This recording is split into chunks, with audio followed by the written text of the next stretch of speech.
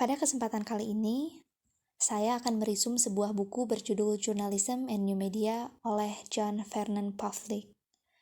Beliau sendiri telah menerbitkan banyak buku tentang dampak teknologi pada jurnalisme, media, dan masyarakat. Buku ini merupakan salah satunya. Buku Jurnalisme dan New Media dipublikasikan pada tahun 2001. Sudah lumayan tua, bukan bukunya? Berjumlah 264 halaman dan diterbitkan oleh Columbia University Press. Buku ini benar-benar mengupas tuntas tentang dunia jurnalistik dan media baru dalam 5 bagian dari buku ini. Nah, jadi apa saja sih yang dibahas di buku ini? Di bagian pertama ada mengubah konten berita. Dalam bab ini membahas mengenai transformasi jurnalistik. Seperti media jurnalistik dalam new media adalah internet. Menguraikan berbagai kemudahan dari media baru seperti interaktivitas, akses sesuai permintaan, kontrol pengguna, dan kostumisasi. Tentunya selain kemudahan, ada juga tantangan yang memungkinkan ada dalam media baru ini. Dalam bab ini juga membahas faktor dari jurnalisme konstekstual. Dalam bagian kedua, ada mengubah cara jurnalis melakukan pekerjaan mereka.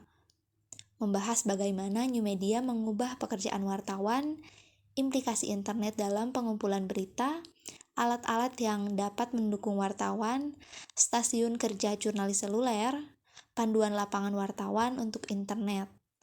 Nah, pada bagian ini penulis membahas secara rinci mengenai sejarah internet dan World Wide Web. Nah, internet sendiri adalah jaringan komputer global yang menggunakan seperangkat protokol teknis umum yang dikenal sebagai IP atau Internet Protocol.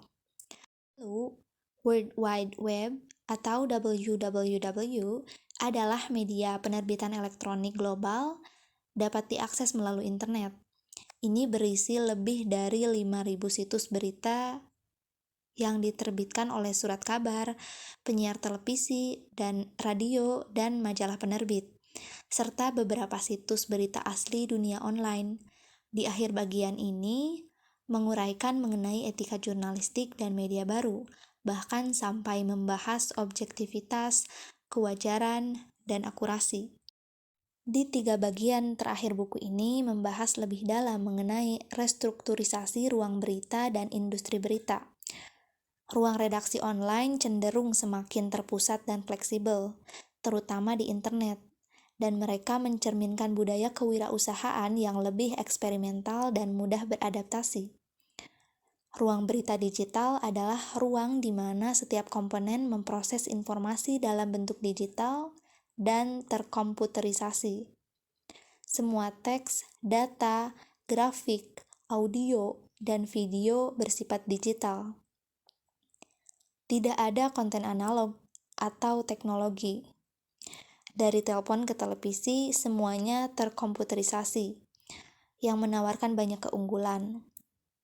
Lalu membahas hubungan antara organisasi berita, jurnalis, publik, pesaing, pengiklan, dan pemerintah. Nah, bagian terakhir menurut saya adalah bagian paling menarik, karena ini membahas mengenai implikasi untuk masa depan jurnalisme media baru, mengenai undang-undang telekomunikasi, agen cerdas, dan jurnalisme praktek dan pendidikan jurnalistik, guna mempersiapkan generasi penerus. Last but not least, Pavlik menegaskan bahwa teknologi media baru memungkinkan munculnya bentuk berita baru, mungkin paling tepat digambarkan sebagai kontekstualisasi. Jurnalisme kontekstual tidak hanya menggabungkan berbagai kemampuan media platform digital, tetapi juga interaktif, hypermedia, kualitas komunikasi online yang lancar, dan fitur yang dapat disesuaikan dari media yang dapat dialamatkan. Ini dapat membantu melibatkan kembali orang yang semakin terasing dan salah mempercayai audiens. Berita yang seringkali frustasi oleh sikap berlebihan beberapa jurnalis tradisional.